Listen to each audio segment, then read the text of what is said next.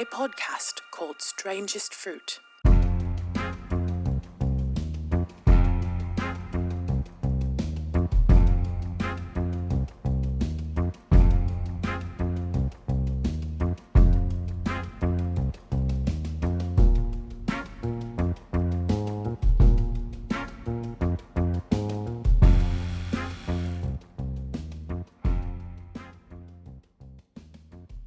All right. Good morning, good evening, good night.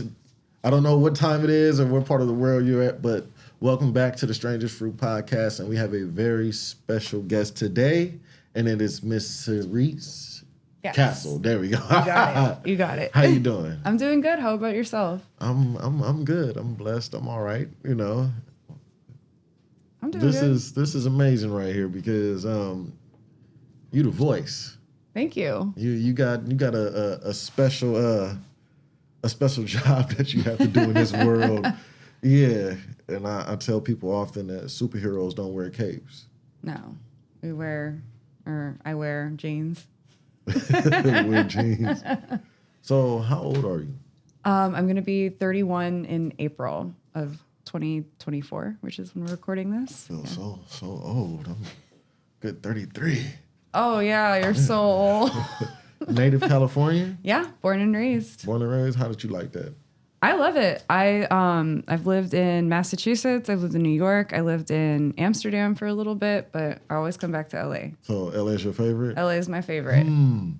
Tell us how was life for you growing up? Not great. Honestly, I had a pretty rough childhood. I didn't really grow up at home. I had different like foster families that I lived with mostly on and off. I left home for good when I was like 16, 17. And yeah, I mean, it was tough. It's a tough way for a kid to grow up. What's the geographics of where paint a picture of where we're at so we can... Yeah. So I grew up, I moved around a lot. I probably spent the most amount of time consistently in like Costa Mesa, Huntington Beach. That's where I went to school. I went to a lot of private schools down there, mostly like Christian schools. My mom was very big on education. Christian school? Private school? Yeah. And then I went to public school in Huntington Beach. I went to a high school called Ocean View High School. How did that change? Like, was it a big difference? From private to public? The private schools were a lot smaller. The kids, though, I don't know. I feel like we got up to more madness in private school than we did in public school. Really? Straight up. Yeah. I probably started drinking when I was like 12, 13. In private school? In private school. There were these parents that would just like let the kids have these like ragers, and the parents would be like right there with us, like drinking. It was pretty... I don't know if I can cuss on here. No, I don't give a damn. Oh, it was pretty fucked up. Yeah. Wow. Yeah. The cheerleader. I did a lot of AP and IB classes, living like a double life. I'm getting a lot of vibes of like a mix of different cultures here. Yeah. My dad is, he's a white guy. He's actually from the city of Compton. The way you said it. Well, a lot of people... like don't really know that like Compton used to be a very like white city for a long time. Named after a white man. Named after a white man. Farmland. Yes, yeah. My dad, he grew up there in the 1950s. He lived there until probably the early 70s. He had horses in his backyard. They still have people with horses in Compton. Yeah. My young man over here, my guy, Young Spill, he seen the horses just riding through the street, and he was like, holy shit, what the fuck? Yeah, that's what we do. We ride horses in the street in Compton, baby. And I was like, that's just regular, bro. Yeah, it's regular. Yeah. And my mom, she's Black. She's from the Bronx. Yeah, so two people from two great cities. Yeah, how did that work? Like, yeah. Yeah, that seemed like a nice little mix. I can see how that adds up now. All right. I can see how that goes together. And so Did you have a good relationship with them later on in the years as you got older or no? No, not really. My dad unfortunately passed away when I was 8. But we had a very close relationship until that point. I still miss him a lot. My mom, we haven't spoken since I was probably like 18. We never really had a good relationship or anything. So we're not in touch, but I am really close with my grandmother, which is her mom. Still got somebody. Yeah, I do. So high school, you're running wild. Running wild. Running wild. In a very like manicured way. Yeah. What happens where you have that change and you're like, all right, this is where my life is leading? What was the causative factors? That's a great question. So honestly, like just like growing up the way I did, not really having consistent like home life, consistent like not really having a good relationship with my mom. There was a lot of abuse in the home. All that to say, like I didn't really love myself. I didn't really think that my life had any like meaning or purpose. And a lot of my friends when I was in high school died. They were murdered, very like violent, just like street violence. And I didn't really think that I was long for this world. I was just kind of like resigned to the fact that I would probably like die before I was 21. So you were living in just constant fear. Not so much fear. I just like didn't care. I didn't really care about like my life or like what I was going to do. I didn't think I had anything to contribute. And I was just kind of like ready to like burn out quickly, I guess. I thought I was going to end up like a lot of my friends. Yeah. Yeah. I thought I would probably get like killed or probably get killed or something before I was 21. And then something happened. Yeah. I mean, it is a sweet story. I haven't talked to this person like since this happened, but I don't know, maybe she'll see this. I had an English teacher at my high school, and she was actually friends with I lived with a friend my last year of high school after I left home. And the mom of the house was friends with this English teacher. They went to AA together. And they were talking about me. And both of them weren't really happy with the fact that I didn't have plans for college or anything, that I was just kind of like, I'm just going to, work this retail job that I have and do whatever. And they came up with a scheme. So when I went to school, I think this was probably like October of my senior year. Bad scheme? It was it kind of pissed me off. But in the long term, it was a good scheme. They were like, the teacher told me, she sat me down and was like, look, I've been talking to my friend about you, and we decided that if you don't apply to at least 5 colleges, I'm going to fail you from this class and you won't be able to graduate. You'll have to repeat your senior year. They both knew that I really wanted to get my high school degree. Right. And I didn't want to be a 5th year senior. So I was kind of upset because I was like, it's my choice if I don't want to go to college. Like, who are you to tell me that I need to go? And I was, kind of upset about it for a little while, but I did get the applications in and I was accepted to some schools. Which ones? The first one that I was accepted to was Emerson College. I did get rejected from USC, which is where I really wanted to go. But I actually was asked to be a fellow with them last year. So I've technically now gone to USC. I've also taught at USC. So you taught funny there? How, yeah. So it's funny how You're a life. Professor? Little bit. A little bit. Who says that? A little bit.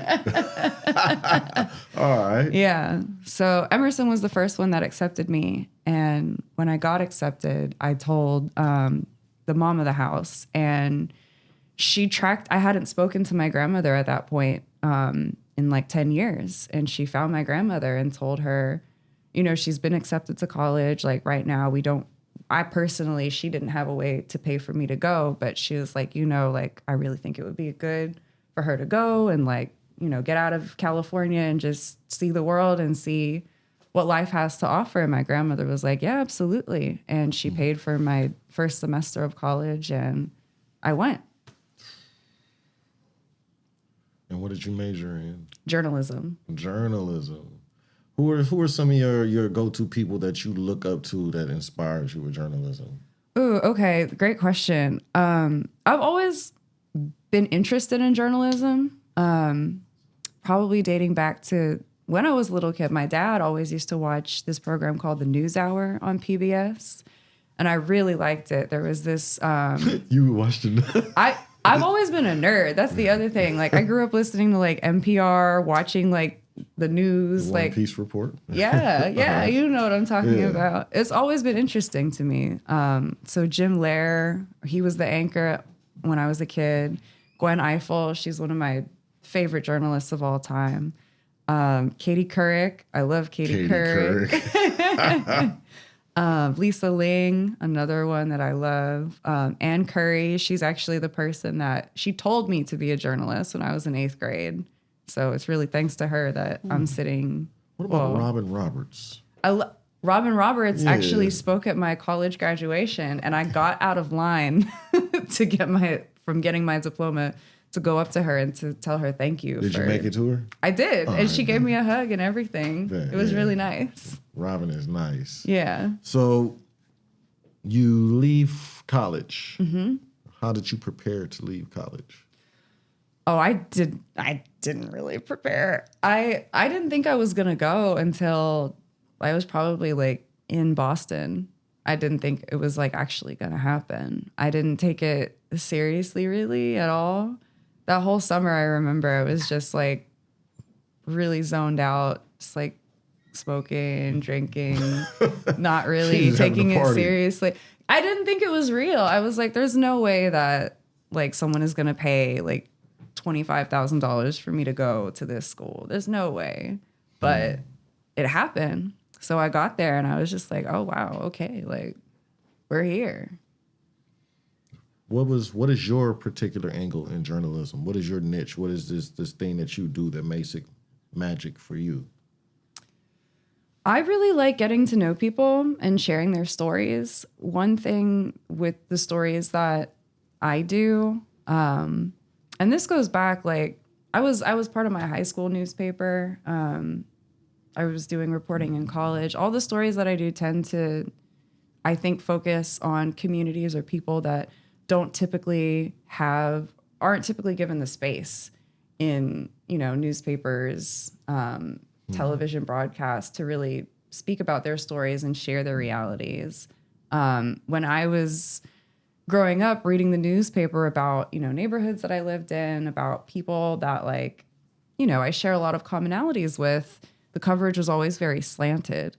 Like when you read about growing up, when I was reading about things happening in like West Adams, for example, where I lived for a little bit, it was always like, there's so much crime. There's, people are killing each other, da da da da da da. And that wasn't really like most of what I saw. Like what I experienced was like, loving neighbors, beautiful community, people helping each other out. Like life wasn't just, doom and gloom all the time. So you just said, you guys are at this extreme. Let me go to this extreme. Yeah, well, not extreme, but just kind of just like telling the full story. Like even when you're telling a story about, like one thing that we see in the news a lot, like lately is like retail theft, right? Organized retail crime, smash and grab. And the stories are all just kind of like, oh, like this is so terrible. All these like young people are just out here stealing. There's a lot missing from that. Like if I were going to do that story, like you have to ask yourself the question, what drives somebody to that point to do that? What are they missing in their life where they feel like they need to like, go take 7 pairs of jeans? Like, why are they not able to, why is that the method that they're making money, right? Why is the need so great that it needs to be there? What's going on in their life? What is their trauma that has driven them to that point? I think that's a much more responsible way to tell a story. And then also in doing that, you have to look at like, well, we're talking about retail theft. What about these companies stealing from the workers? Time theft, wage theft.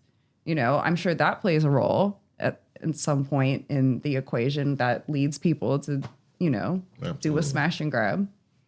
So how do you ascertain the confidence enough to take on a group of individuals that have the power to kill, the right to kill?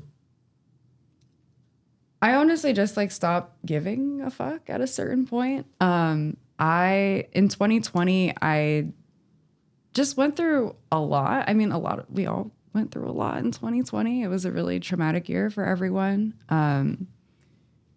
For me specifically, I just kind of felt like I was at the end of my rope professionally. I was working at a local radio station here in LA, and I had been there for about a year, and I had a horrible time. It was just a lot of like racism that I was dealing with, a lot of homophobia, a lot of transphobia, and just dealing with that every day. Like it does take an effect on like your health, on your mental health. So I was already in a bad place. The pandemic happened. We were on lockdown. I was never really locked down because as a reporter, we were allowed to like go around and move, like still do our job because people needed to get the news. But I mean, just, I don't know, seeing all of that. I had 10 people in my family die from COVID in 2020. That was really intense. George Floyd was murdered. We saw so many murders that summer in a very like public way. And for me at work, watching all this happen and just feeling like the coverage wasn't being done the way it needed to, it was driving me crazy. And so to answer your question, like, what does it take you? How do you get to that point? I just like didn't care anymore. I was like, there's so much like bad shit happening. Like it doesn't make sense for me to like hold back or to that like sense of like self-preservation was just like gone. It was like, if I do this thing and like, if it brings harm to me, like I don't care anymore at this point because there's so much bigger stuff to come from me doing that. With that being said, who are the Linwood Vikings? The Linwood Vikings are the first deputy gang that I ever heard of. They were really big in the 90s when I was growing up. They were a white supremacist neo-Nazi gang that was founded at the Linwood Sheriff's Station. It was mostly white members, mostly men, but they did have a couple of women. I know that they had at least one black deputy sheriff that was a tattooed Viking. Oh, that is a contradiction to what a black man is supposed to be. Wow. That takes some serious dedication to a cloth. So, I mean, but they do identify as their own identity, so that makes sense. Yeah. And how did you come about the knowledge of the Linwood Vikings? I heard about the Linwood Vikings when I was a kid. So in 1995, I think, I might be wrong on this, but it was around there was a class action lawsuit filed by the people of Linwood. And that's actually a really beautiful story. And to me, speaks to a lot of the themes that I try to get in my reporting. That class action lawsuit came together because of two like local gangs that were... from what I understand, they did have beef with each other, but that beef was also really stirred up by the sheriff's department, instigating and doing things to make it seem like there was a lot more bad blood than there really was, from what I've been able to ascertain, 30 years later. And, the gang saw that, this was the sheriffs that were doing it, and it was the Linwood Vikings that were doing it. And they came together and they made a truce, and they said, okay, now that we have this truce in place, let's go after them in a court of law and put an end to this. And they filed this class action lawsuit with, over 100 people telling their stories about the torture that they were subjected to at the hands of the Vikings. And it made a splash in the papers at the time. And a lot of people were talking about it. And I'm guessing that's how I ended up hearing about it as a small child in school. We would have, DARE program, PAL program. The deputies come in and talk to us. DARE, to resist drugs and violence. Yes. They would talk to us and be like, look, like, don't join a gang. Don't be in a gang. It's bad. Like, you'll go to jail. And at the same time, I'm hearing, teachers, I'm hearing parents, I'm hearing other kids be like, well, watch out for deputies that are white and bald because they're probably Vikings and this is what they do. They like come after us. And it just didn't make sense to me that I could have, a sheriff's deputy sitting in front of me telling me like, stay out of gang. All gang members are bad, but he's in a gang and, he's unfairly targeting like people that look like me just because we're Black. So what age were you at this time, and how did you process that? Like how do you process that? Like I must have been probably like 6 when this was happening. Like first grade is like when I clearly remember like thinking like this just like doesn't make sense. Like you process it like in a child's way, like, oh, that just like kind of doesn't make sense. But it lived in me. Like it was a question that I always had. And I can remember like going to the library and like looking at the paper and being like, oh, like Linwood Viking, like, okay. And looking to try to find more. Like I remember always looking for like, is there a book on this, on deputy gangs? Like I just want to know more. I don't really understand. It just didn't compute. Like, cause I would, see these deputies like targeting people in my community. I've had friends that have been like taken to jail. Like when we were kids, right? When we were kids, I had like, like young men that I was cool with, like just being like snatched up and like taken away to like Nydorf just for like being friends with, somebody. And like all of a sudden they're a gang member just because you grew up on this block. Like, oh, all of a sudden you're a criminal. Like it just didn't compute. That is so interesting because we interviewed a cop here, a former cop, and I asked him with a law or a penal code like 186.22b, Criminal Street Terror Street Gang Act, is that considered a secret weapon throughout any type of police? Because you put that on, that's automatic 10 years. They started doing that, but they also started doing the conspiracy stuff in the 90s. That was with the Operation Safe Streets in 94. Yeah, they started doing the conspiracies. They started catching conspiracy. They'll fabricate the injunctions and all that. The injunctions, so they started that was a secret weapon? That was a secret weapon. Echo Park, all these neighborhoods, they'll get hit with this new the conspiracy stuff. So they could book like 10 of them guys on one rifle, one dope called plot to shoot somebody.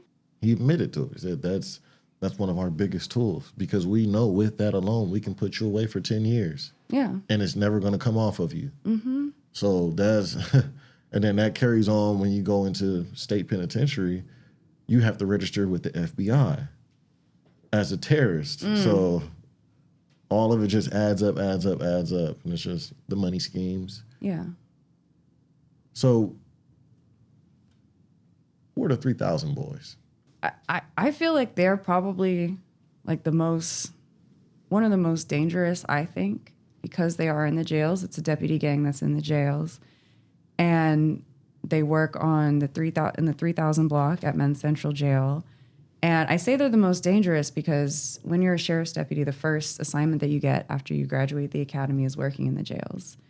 And when you're going from the academy into the jails, into this environment where, one, it's a deputy gang. Two, just like the number, like the amount of violence that happens in the jails, like it's unmatched. Like I personally, I haven't been to MCJ. I've talked to a lot of people that are still there, people that have been in and out, and it sounds like hell. Like you have no bearing of time, day, night. You don't know when the time changes. It's never quiet. The smell is horrible. The mental health dudes, that's just a whole nother story. Like you got naked dudes laying around on the floors on top of each other's in safety smocks. It's horrible. Yeah. And I've heard there's no like running water. No, it'll be flooded, rats running everywhere, and you just sit in there all day. Yeah. So then you have the cops. If you refuse to go somewhere, they're waiting after court.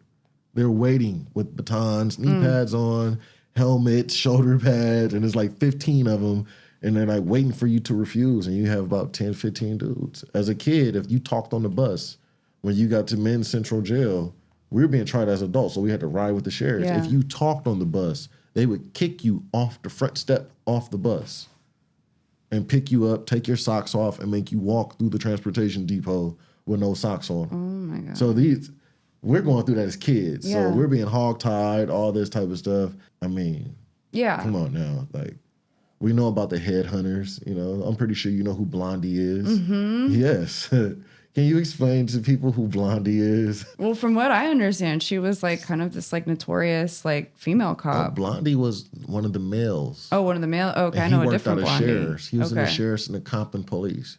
He was the original hop out boy. Okay. And that's what made that. They brought that to the map. Yeah. And that's when, you know, they wanted to get the police out of there. So what was the case that was the breaking point where you were like, I'm all in, when you said your big case, the one that went to all the media and everybody was like, whoa, who is this and what is she talking about? So the story that I did was in 2021, I just sat down for, I think, like 6 months. Let me count. Yeah, so like 6 months. I just like sat down and did a bunch of research on deputy gangs. And I wrote a 15-part series that told everything that I had been able to find out. I was able to trace the origins of deputy gangs back to the 1970s, and I identified 18 different deputy gangs within the sheriff's department. Can you and identify like 10 of them for us and their geographics, where they're at? Yeah, well, from what I've been told, like since, is that there are deputy gangs in every station. At that point, I had 18 throughout the county. I mean, pretty much at every station. The ones that were missing were probably like Industry, Marina Del Rey, Malibu. But for the most part, a presence in every station. Still active? Still active. Yeah. Yeah. I mean, that's the thing about deputy gangs. Like usually they'll be formed at one station. Like the Linwood Vikings, for example. That's actually a great example because it hits on a lot of things. So the Linwood Vikings were started at the Linwood station, and they closed the Linwood station. Kind of as a result of that lawsuit. It wasn't part of the settlement, but the lawsuit that I was speaking about earlier did contribute heavily to that station being closed. When that station closed, all of those Vikings needed to be reassigned somewhere else. So a lot of them went to the Century station. And they brought that deputy gang culture with them. And a couple of years after they were there, a new deputy gang was formed, a gang called the Regulators, that you're probably familiar with. And people get promoted. So maybe they'll go to another unit, So but I'm they're not the taking only it one with who has them. noticed that. Why is it that cops or officers who get reprimanded always seem to get promoted immediately after for doing some foul shit? Yeah. For lack of better words. Is that a thing? Is there some type of correlation with that? I think so. I haven't been able to find anything on paper yet, but yeah, I mean, it seems like there absolutely is a correlation with, you know, a deputy killing someone and then, you know, 6 months later getting, you know, a Medal of Honor and a promotion. I just did a story in January about this was like some deputy on deputy gang violence. Basically, this deputy gang drove out to the desert and they had this like overnight camping trip planned. And during the course of the night, what I've been told from people familiar with the situation is that one of the gang members had made a unauthorized change to his deputy gang tattoo. So they held him down in the sand and they fired a gun several times into the floor and tried to burn the tattoo off of his leg. And when that didn't work, they just shot him point blank in the ankle and shot the tattoo off of him. Wow. Or did they go to jail? Or No. So the shooter was actually promoted a couple of months after this all happened. He became a sergeant and is now responsible for overseeing deputies at his station. were you the great person who was involved with unmasking the whole LA County Jail Lee Baca incident with the raid that went on there? I wish. I've spoken to the guy that was behind that, Anthony Brown, who I think is just like a living legend. he was incarcerated for bank robbery, I believe. And he was approached by the FBI when he was incarcerated at MCJ to be basically like a spy for the FBI to get the deputies caught up for bringing in contraband, bringing in cell phones, beating people up, that kind of thing. And in the course, the FBI gave him a cell phone, and he was using that to, log everything that was happening and report back to his handlers what he was seeing. And the sheriff's department found out about that. And basically what happened is a scheme was hatched by Paul Tanaka, who was second in command, and Lee Baca to hide Anthony Brown from the FBI. And they would move him around from cell to cell every couple of hours, every couple of days, and they would make up names for him and put him in the system under fake names. So nobody knew who he was or where he was. The FBI couldn't find him. His family couldn't find him. They had no idea. He was disappeared inside the jail. Yeah. Eventually though, and this story, it gets even crazier. So his handler starts looking for him. She's calling her bosses, and the sheriff's department actually showed up to her house. And there's a video of this. They walked up to her when she's trying to get into her car to go to work, and they basically told her, leave this alone, stop messing with this, let it go. And that's an FBI agent. Right. Like, they really are really bold with it. But they did eventually find him, and it led to federal charges against Lee Baca and Paul Tanaka. They both went to federal prison. They were released in 2020. I've spoken to Lee Baca since then. And how did that go? Honestly, it was probably one of the strangest conversations that I've had. He said he was familiar with my reporting. He said that I was a very talented journalist and that he respected my work. He also said that he had no regrets and that he didn't feel that he did anything wrong. Very diplomatic, huh? Mm-hmm. Knows how to answer the questions real, real well. I would say with over 60 years of answering questions, he can wiggle his way out of something. Did you ask him about the dementia? Because that was a real mob move there. Get ready to go to court. Uh-oh.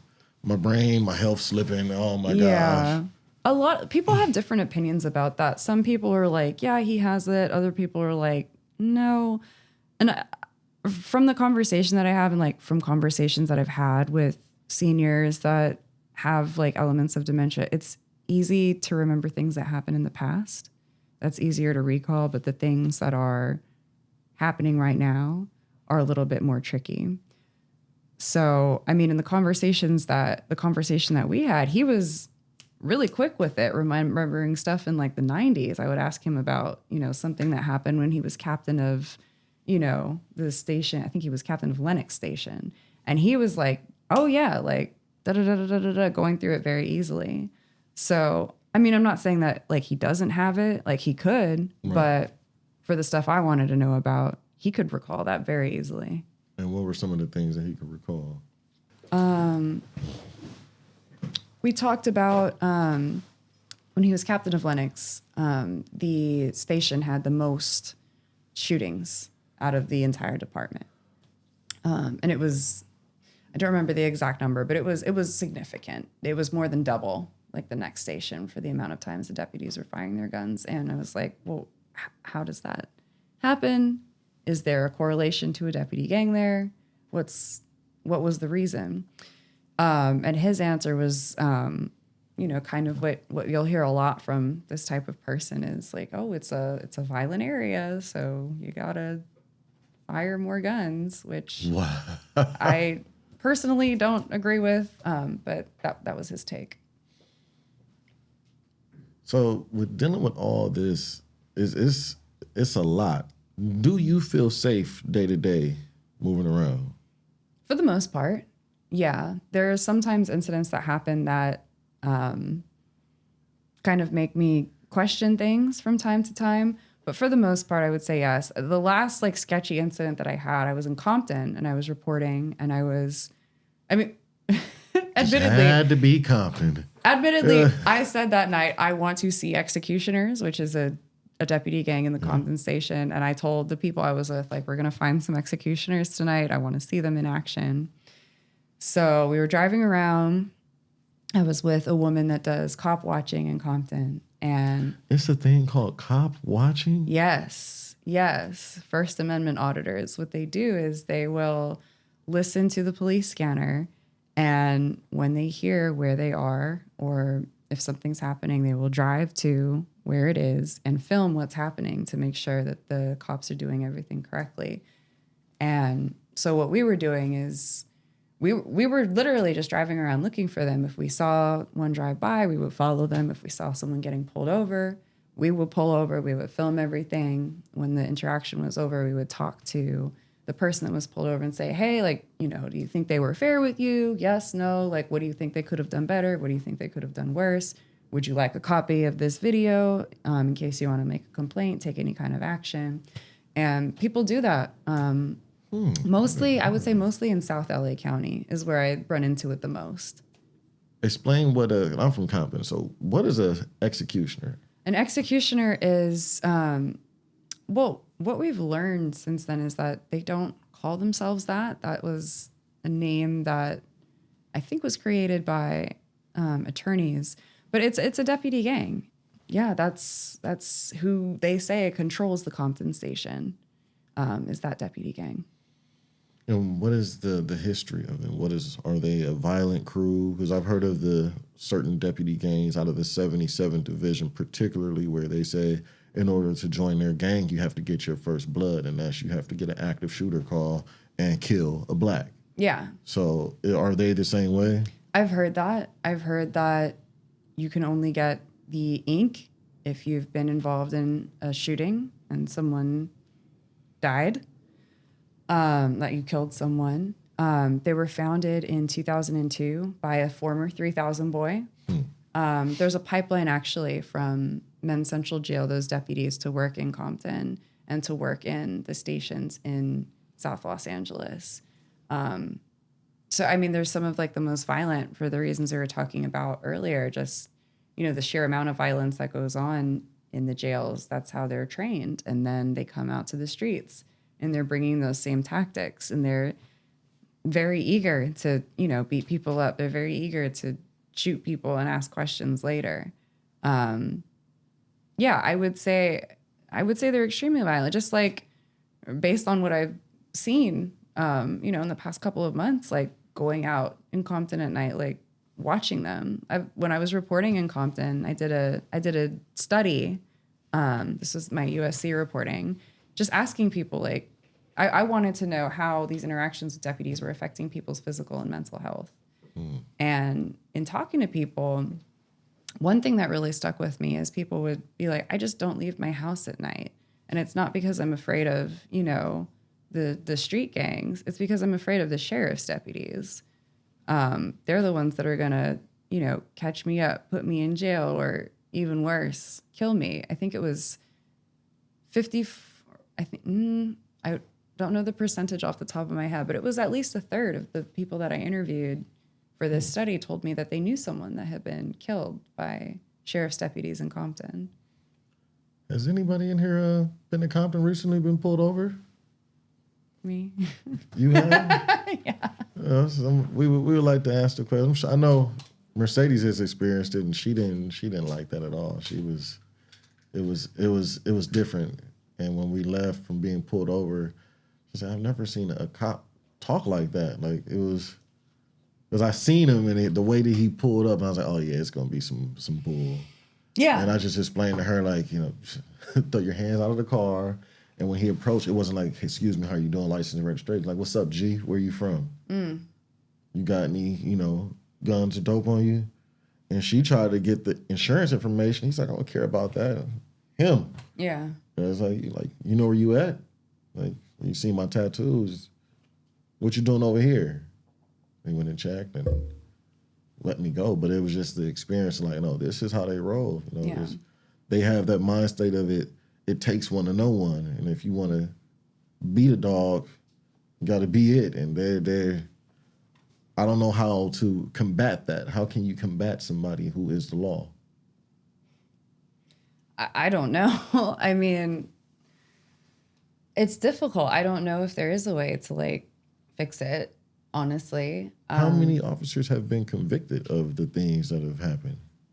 Of deputy gang activity, 0. So, Because it's not a crime while it would be a crime for you or I to be in a gang, and if I, I mean, technically, by the standards of Cal Gang, which I'm sure you're very familiar with, like, I could be in Cal Gang right now as, like, an affiliate of a number of different gangs, just by the virtue of people that I know that are in there because of where they grew up or who they're friends with.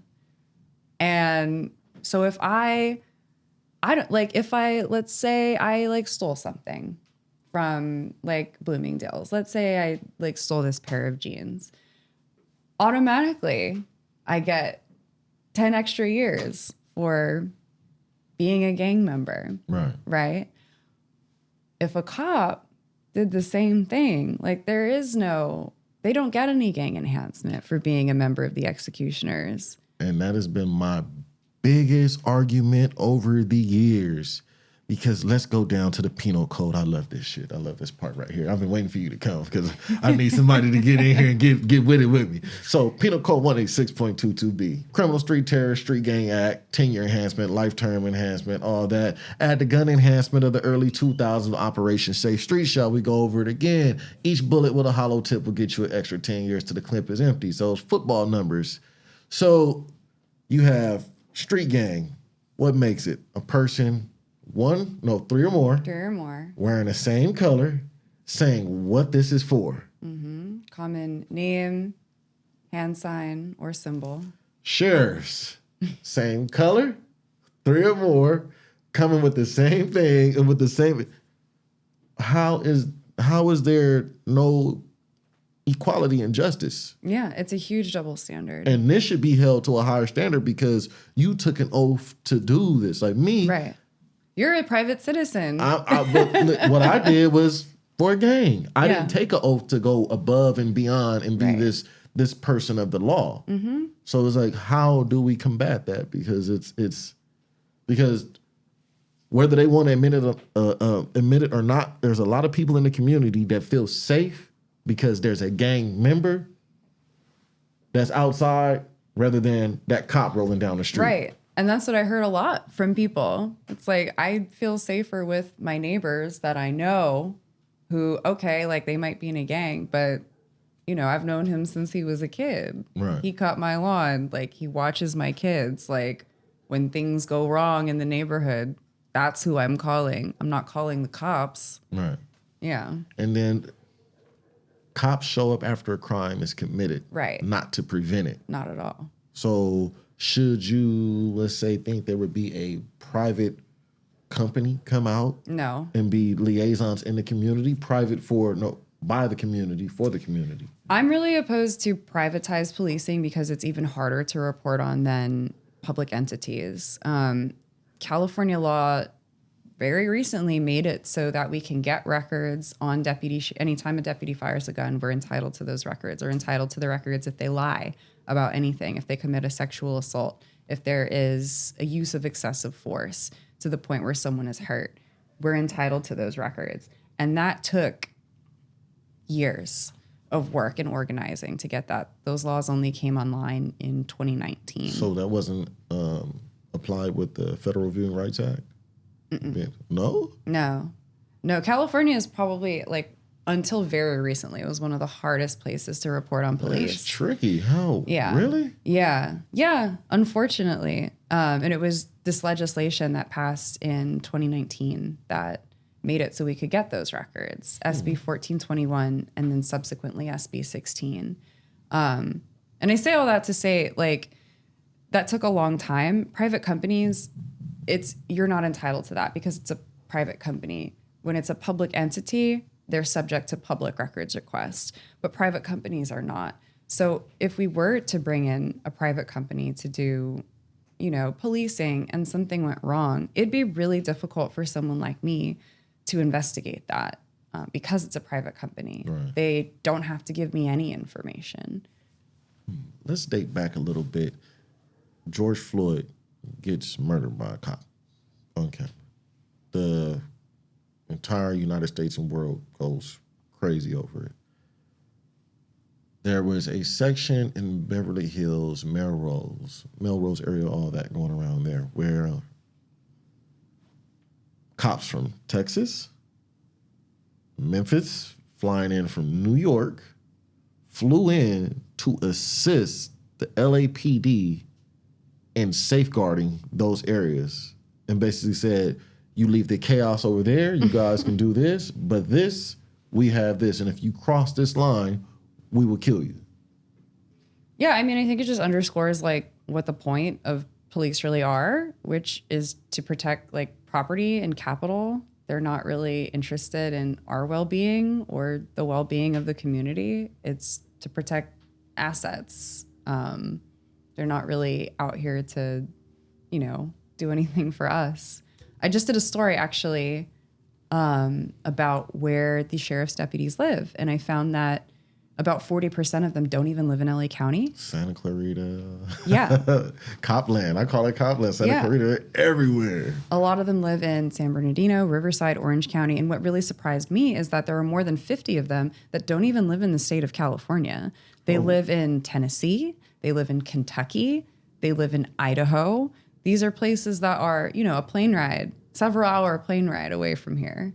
How does that work? So they fly home and then fly back to do a shift. Yeah. Ain't nobody in their right mind finna be doing that. That's what? Yeah, they have this thing called a flex schedule where you can work doubles for 3 days and then have 4 days off.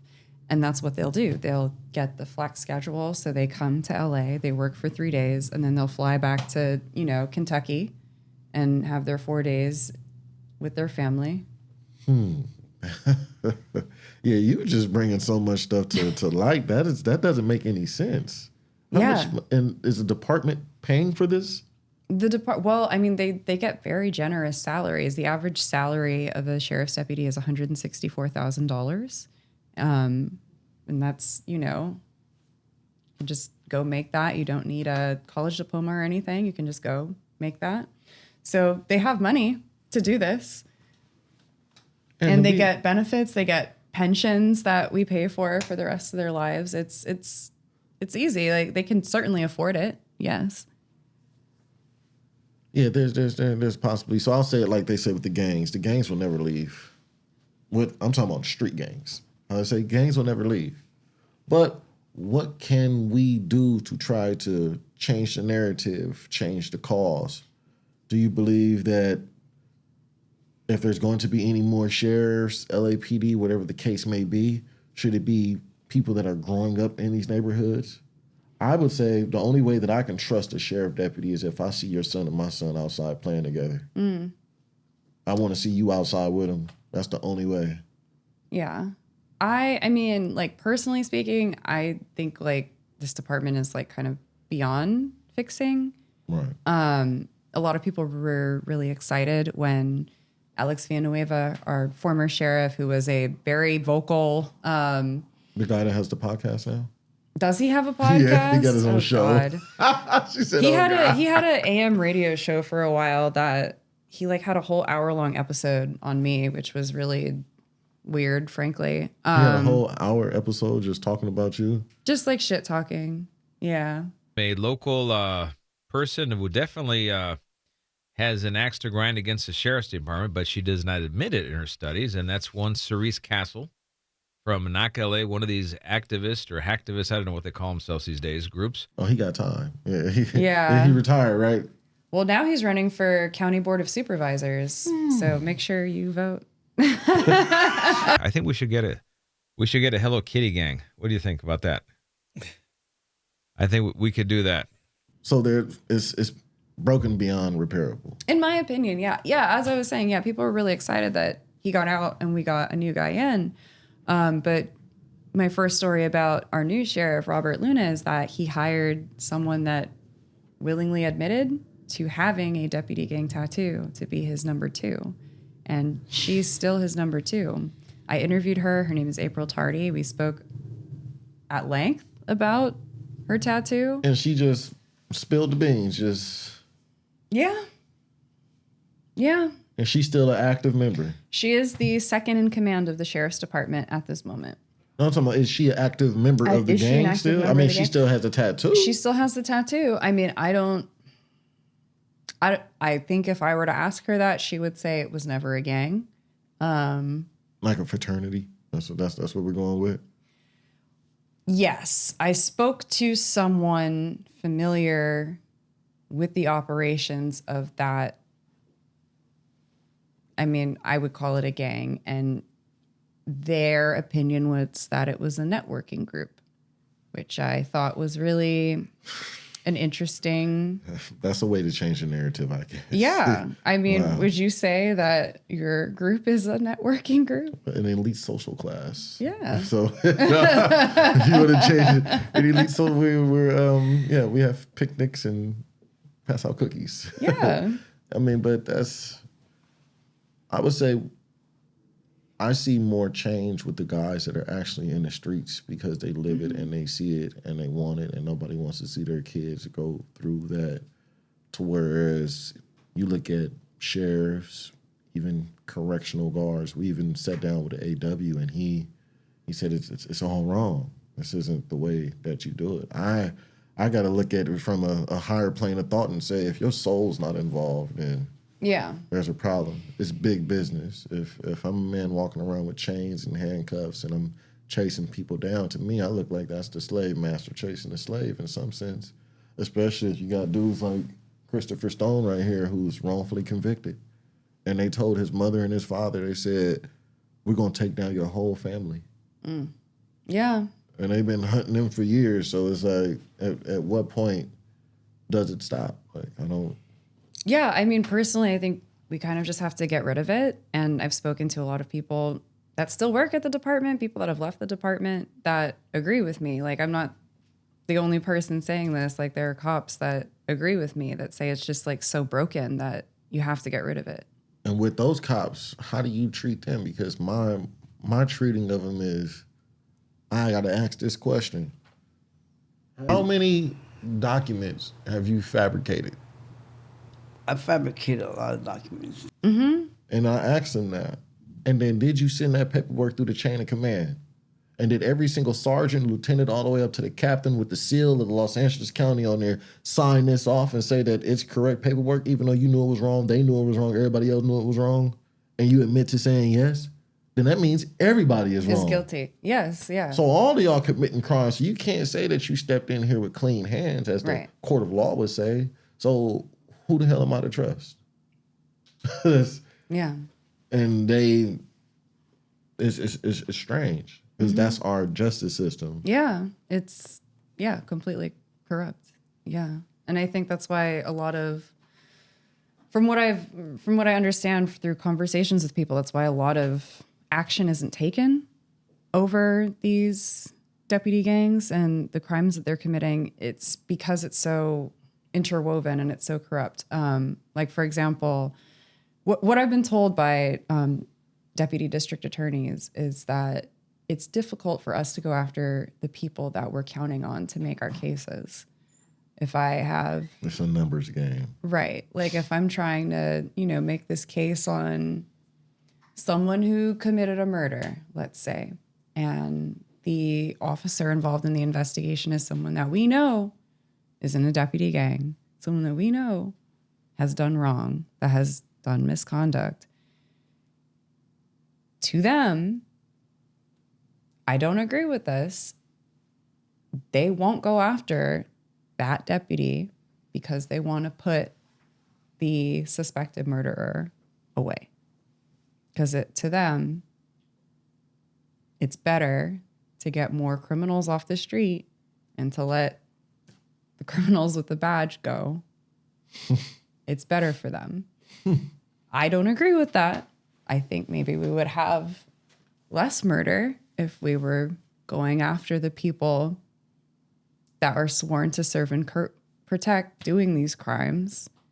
Because, it does have an effect on people. I've talked to so many people that say, like, when you're growing up and you see, like, the people that are supposed to be, like, the example setters that are supposed to be enforcing the law and, doing right, committing crimes, lying on people, falsifying paperwork, locking people up, treating people like shit.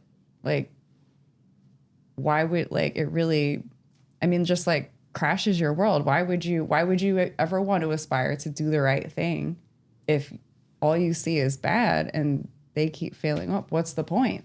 What's the point of trying to do the right thing?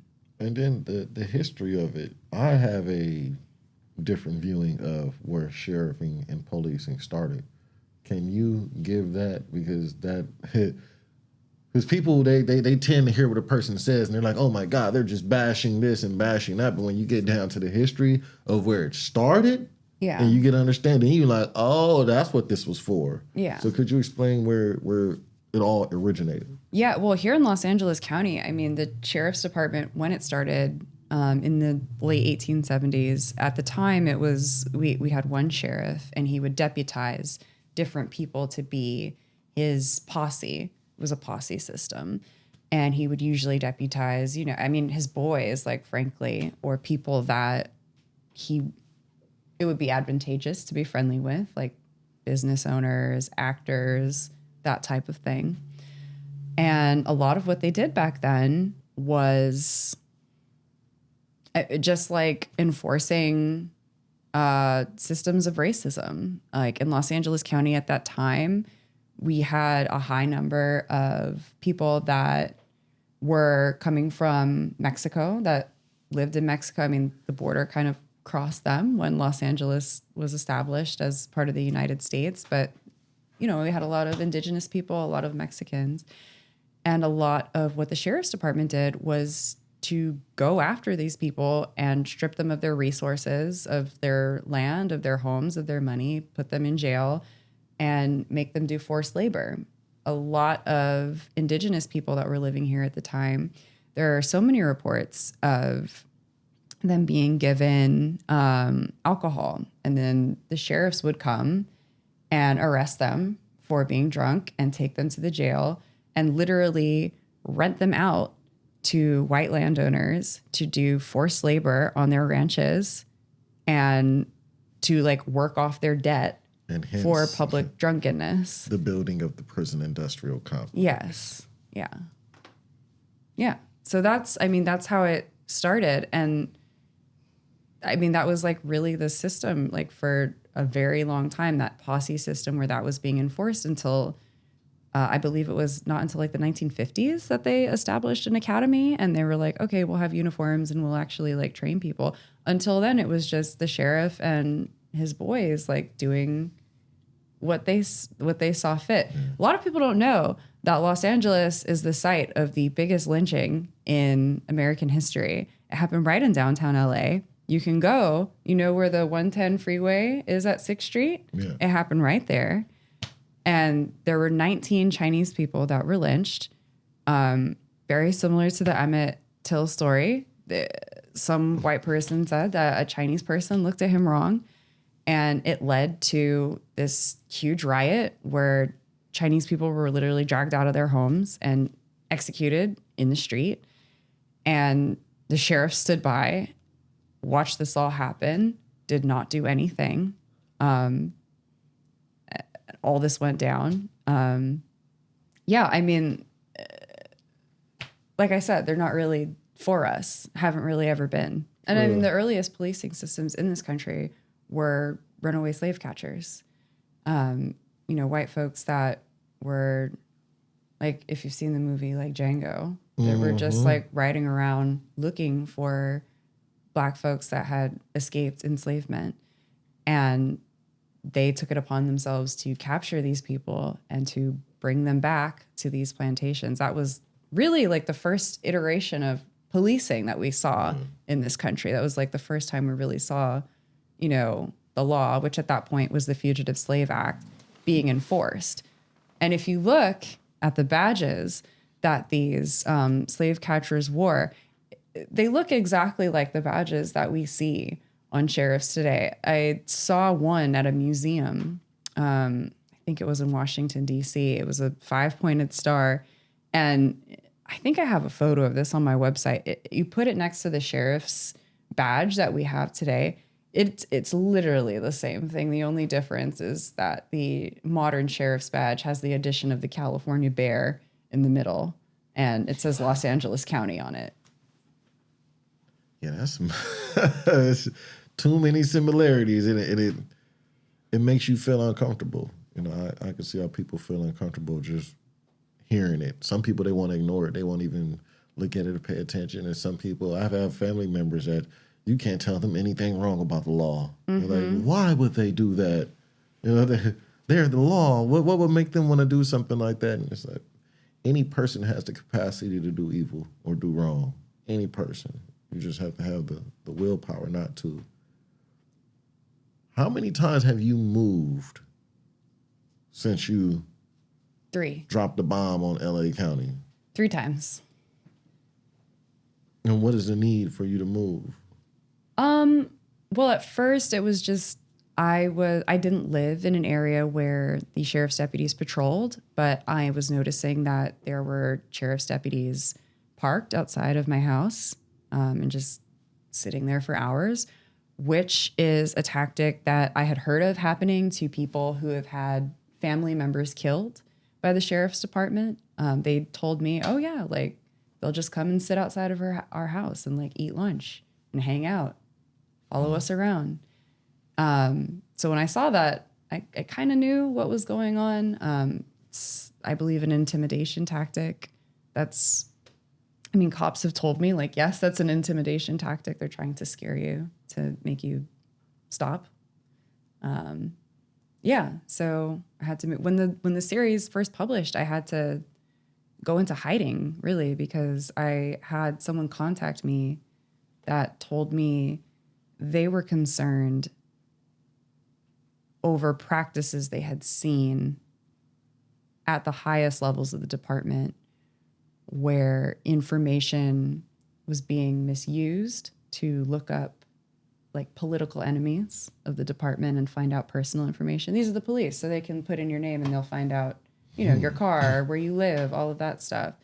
Basically, this person was saying that they were afraid that that would happen to me and that bad things would happen because they had seen it happen already before to people that were perceived as enemies of the department. So when they told me that, they were like, you should leave Los Angeles when the story comes out because I don't think it's going to go well for you if you are at your home. Why? Why still continue?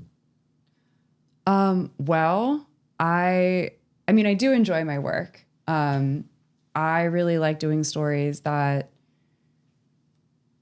touch on things that, maybe like we know growing up in community, but the wider world doesn't know about. With this story, it wasn't necessarily like new information to me. As I said, I had heard about it since I was a kid, but there really wasn't any large accounting of it. There wasn't like, an in-depth article, like here's the story, here's where it came from, this is why they do it, here's who these people are and how you can find them. And doing that and just knowing the impact that it had in my community is like, it's the best reward ever. I don't think I could like find a high like that if I tried. Just making that difference to people and like giving that resource to people has been really great for me personally. I don't think that, I don't know, people will like gas me up and like say like, oh, like you've made such a difference.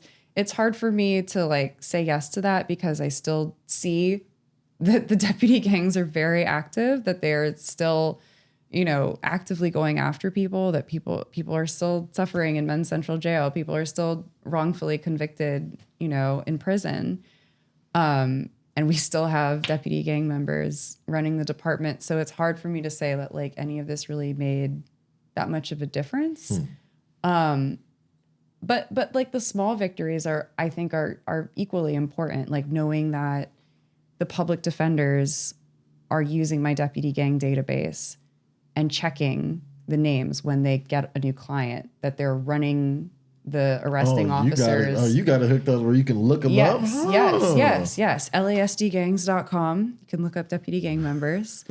But yeah, the public defender's office, they use my database. And anytime someone is arrested by a deputy, they check to see if they have a deputy gang background. And that, I think, is huge. Like, that's like where a lot of this can stop. Like, so many people are wrongfully arrested every day. Didn't even know it was such a thing. Yeah. And if you have your public defender just like taking that first step and saying, okay, like, oh, it's a deputy gang member, that's a Brady violation. Like, so now this whole case is in question. Like, that can save someone's life. Is that retroactive? Can it be used in cases that have been convicted? Yeah, I mean, already? yeah, definitely. Because people have you. I've helped people that are incarcerated that I've found information on, and I've sent them this information and, tried to help them get like some kind of like habeas corpus relief or anything. Yeah, it definitely makes a difference. Like, if you find out that, the guy arrested you has this like long history of like being dishonest and participating in a criminal gang, like, oh yeah, certainly. I think that's evidence that could make a difference in your case. Yeah, absolutely. Yeah. So what is next for you? So I'm working on a book about all of this. Is it hard? Writing a book? I cannot sit down Yes. and type for the life of me. Yeah, it's really hard. I have to be very disciplined with it. I'm writing a book. I continue to report on deputy gangs ongoing. It's unfortunately a story that isn't really going anywhere. But Can we get a little on the book? What's the book about? The book is it's about the history of deputy gangs and everything I've covered, as well as my experience reporting on this and just the different things that I've gone through as a result of my reporting, like having to move, having to go into hiding, having to, make a lot of changes to the way I live my life. They monitor my social media. I found out that I was being monitored in 2022. How do you find out you were being monitored? Public records request. I asked for any record of sheriff's deputies talking about me in a public records request. They denied my request. I had to sue them for it, but I did win. I have never lost a lawsuit against LA County. Them? Oh yeah, I have probably at any given time, probably like 5 to 10 active lawsuits against the county for information, and I always win. Hold on. So, how did you get wind before filing the information, getting the information? How did I know? Yeah, how did you know? A cop told me, I think I saw a picture from your Instagram printed out at my station, and that really weirded them out. They were like, I have never seen really anything like that before. It looked like your Instagram. You might want to look into if they're, watching you, because it seems like they are. And yeah, like hearing something like a printout of my Instagram, like that's really stalkerish. It's weird, creepy vibes. So when I heard that, I was like, yeah, I do need to look into that. And when they denied the request, it was just kind of like blatant confirmation, like something is happening here. So then we sued, and it took 3 years, but I did get the information, and it was over like 600 pages just on me. Just pictures, 600 pages of pictures of them just looking at you? Pictures, just like monitoring what I was doing online. I have a crime analyst that's assigned to monitor anything that I post online. Her name is Kimberly Dunn. She's probably going to watch this. And yeah, she makes reports about what I post, and she sends it out to a listserv of different deputies. Which I mean has changed like how I live my life. I'm a millennial. Like at one point I really did love to post on Instagram and, share things with my friends. It's how people keep up with me. I can't do that anymore. So you basically have to protect everybody else around you. So Yes. you don't post?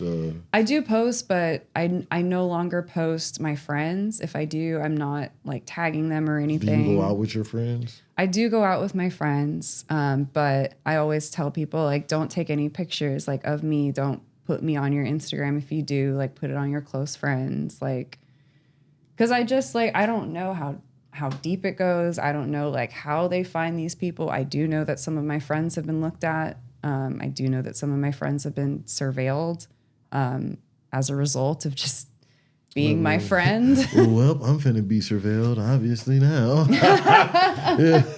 Not that I think they was doing it already, but it comes with the territory. Like, I honestly think some people are called to be like revolutionary in a sense. You know, some people, they got to be given a voice, and being the person that you would least expect. You know, you got a different type of armor on. Yeah. They don't expect you to be this person. So it's a many of dudes right now sitting in jail that don't have the balls to do what you did. It's a many of dudes walking the streets right now that don't have the guts to do that, and they will never do it because of what they fear what the next man is going to do, and you got to be fearless. Yeah. So if I had the access to do it and all that, I mean, everything that you posted, I'm talking about the maps, the different slogans, I done made reels out of them and reposted it. So Thank you. I was doing that a long time ago, and it's something that I take serious because, you know, my dad was a cold case murderer, and to have going to my auntie's house and over 20-some years later see her break down because she was like, you know, it's weird because the sheriffs went and got your dad and called him to us one day, and they knew exactly where to find him, where he was at. They knew which apartments he was always at, and you know, it was just weird things that happened. And to have my own family, you know who you are, that work in the sheriff's department at Compton, and they can't say anything about it, and you know nothing. Come on. Yeah. You know, people just don't vanish and up and disappear. I don't care what they say. And it's strange things that happen. I got some of my homeboys that have been killed by the sheriffs. And then they tell their girlfriends, we're going to get you next. You know, it's Yeah. the paperwork is just, I'll never get it. And it's so traumatizing to the point that whereas if my child came to me and told me they would want to be an officer, we're not going to have it. Yeah. Yeah. You're going to be anything else you want to do, but this is what you're not going to do. Yeah. Because I know what comes with that. Once you join that, there is no more family with us. Because you took an oath, and under that oath, you're going to ride with them. And if they say, hey, you going to put your brother away, or you want to be the guy that got his meat burnt off somewhere? Right. If they easily influence, they'll do it. So it's it's a different understanding. But I truly, truly thank you for what you're doing. Even if you don't think you're doing something, you're doing something. You're making waves. Thank you. And if anything, it'll light some fire under some people's asses to do something, to inspire them to do something. Where can people find you? Instagram, websites, you know, where can they? Yeah, I'm on Instagram, I'm on Twitter, I'm on TikTok. All of them, you can just find me by my name, Cerise Castle. I got a question before we go. What do you see for the future? What do you see for the youth? I feel like my answer to that is like mad depressing. I mean, it's the truth. The truth may hurt. Yeah, I mean, honestly. I'll say this. What do you see and what do you want? I like that. What do I see? I mean, I'm very like scared for the future. Just like as a reporter, just like seeing what I see every day, I'm very scared. You know, like this is like nothing to do with the conversation, but seeing so many people, like our government, just like continue to fund this genocide in Palestine, despite the fact that people are so vocally opposed to it, scares me. I feel like we're living in like a neo-feudalist society, like with stagnant wages where people can't be upwardly mobile, that we're stuck in this, you know, system where we're like forced to work for nothing. Everything is unattainable. it scares me. I go to the neighborhoods that I report on and just like the conditions that people are forced to live in. Like a lot of people don't know that like Watts, Compton, Willowbrook has some of the highest levels of lead in the water. Yeah.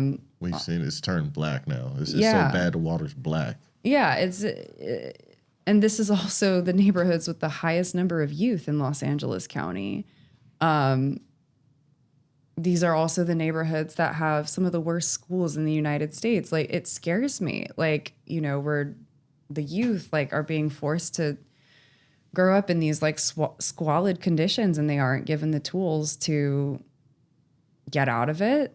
And, you know, even if they did, like, there's not really a path. Like, they don't have a way to, you know, build a life for themselves in this like capitalist society that we live in. And they don't have a voice when it comes to government, like at the highest levels. To be clear, I do think that like voting at the local level, like that is where you can make a difference. But when we're talking about like big picture stuff, like, no, I don't think people really effectively have a voice anymore when it comes to like the federal government, when it comes to how Congress works, and all of that stuff really scares me. Like, I don't know where we're going. I said neo-feudalism earlier. Like, that's like, yeah, I think it's like plutocracy vibes, neo-feudalist vibes. That's where I think we're going. I don't want to go there at all. What I'd like to see is just like big change, like sweeping change. Like, I think the system that we live in is like broken, and it needs to be remade. Three biggest things. Three biggest things that I'd like to see changed. Mm-hmm. Well, right now, I think we need an immediate ceasefire in Palestine. I think that we need to see a death of we need to get rid of the Electoral College. I think that, and like, this is like really broad, but just like accountability, like for government, for private companies, like it's unfathomable to me that we can live in the United States and I see people like living the way we do, that we have 60,000 homeless people on the streets in this city. This is the city with the most billionaires like in the world. How is that possible? It doesn't make sense to me. How are we living in a city with the most billionaires and people don't have clean water? It doesn't make sense to me. The only city where you can drive past a homeless man in a Bentley. How does it not faze you to be able to see that? Like, yeah, it doesn't make sense. So like, there needs to be some kind of accountability for that. There needs to be some change. Is it a wealth tax? Is it universal basic income? Is it reparations? These are all things that, you know, I've reported on, that people are looking into. There just needs to be some sort of like sweeping accountability, because we can't continue like this. You heard the truth. She dropped the bomb, and I could see that all that is like, it weighs on you. It's like that hit. She was like, maybe you needed to get that out. That's an expression that maybe a lot of people feel the same way about. They've never heard it. Like, all right, somebody I can finally agree on. So I'm not going through some things. These are agreeable subjects. Thank you for coming out. Thank you for having me. The next time you drop the bomb, I matter of fact, I want to be a cameraman. You know what I'm saying? I'll be cameraman, security, pull up, hop out there. All right, where are we at? Let's get it done. And for the different groups out there, any groups that you would like to highlight, like the people that follow the sheriffs, like what is the name of that? Yeah, definitely. There are a lot of great people doing a lot of great work throughout Los Angeles County. I would say if you're interested, just like overall in sheriff accountability, there's a coalition called the Check the Sheriff Coalition that is made up of several different groups. I can't name them all. The ones that come to mind, Black Lives Matter, Council of the Contract, Antelope Valley, all involved in different facets of police accountability. They're in the Check the Sheriff Coalition, and they specifically work on accountability with the Sheriff's Department. Dignity and Power Now and the Justice LA Coalition, they're working on, they've been supposed to close Men's Central Jail, but they're working on accountability on making that happen. The ACLU, if you're interested in learning more about public records requests and how to get information from government bodies. And I mean, if you're interested in just journalism and doing this yourself, I would recommend the Ida B. Wells Society. That's how I sort of got into public records. I took a class with them for free. It's free. And one of you lucky people, if you can get a hold of her, ask her to be her understudy. Yeah, Journalist apprenticeship. Always looking for help. Hopefully like you're in school or something, because I don't have money to like pay, and I'm just like morally I do not believe in free labor. So like please be in school or something. We could work out like a class credit, something. But yeah, I'm always looking for help. All right. Well, to conclude this, thank you. This is the Strangest Fruit Podcast. This is Miss Cerise Castle, the journalist. Next time you come up on something good, please drop by, drop some stuff on us. Thank you everybody for watching. Stay tuned. We got some new things coming next.